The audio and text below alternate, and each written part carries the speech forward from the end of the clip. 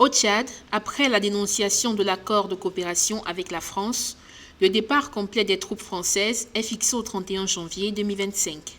Depuis, la procédure semble accélérer avec la rétrocession successive des bases françaises d'Abéché et de Faya au profit de l'armée tchadienne. Le gouvernement salue le désengagement en cours des troupes françaises et indique que ce délai n'est ni négociable ni modifiable. Cette mise au point, qui me semble pertinente et importante, étant faite, si un retard est accusé dans la mise en œuvre de la feuille de route, il est impératif d'accélérer la cadence. La date butoir de retrait définitif des forces françaises de notre territoire est fixée au 31 janvier 2025.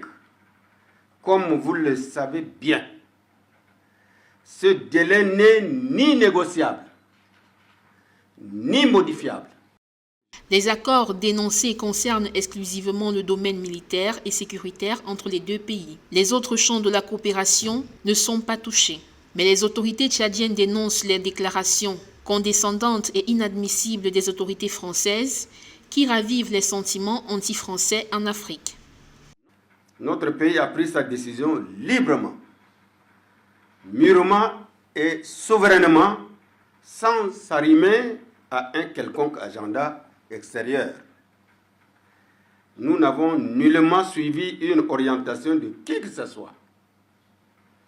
Par élégance, nous avons d'ailleurs beaucoup attendu. Le Tchad, dernier pays sahélien à abriter des forces françaises, a rompu l'accord de coopération de sécurité et de défense le 28 novembre 2024 avec la France. Selon le gouvernement tchadien, cet accord signé à une autre époque n'est plus adapté dans le contexte actuel de souveraineté nationale.